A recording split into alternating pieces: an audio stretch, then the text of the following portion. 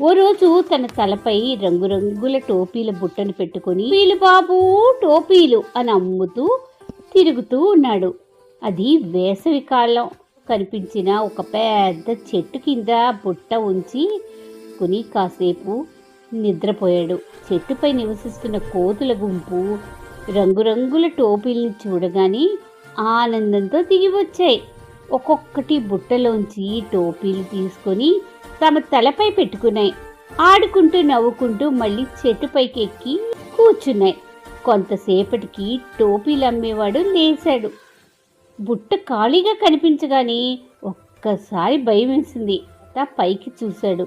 అక్కడ కోతులంతా తన టోపీలు పెట్టుకుని కూర్చుని ఉన్నాయి. మనం ఎలాంటి పనులు చేస్తే వాటిని అనుకరిస్తాయి అన్న విషయం అతనికి గుర్తొచ్చింది. సేపు ఆలోచించాడు. మెరినవ్వుతో తలపై ఉన్న తన టోపీని తీసి నేలపై పడేశాడు. కోతులు ఆశ్చర్యంగా ఆయన్ని చూసి అనుకరించాయి.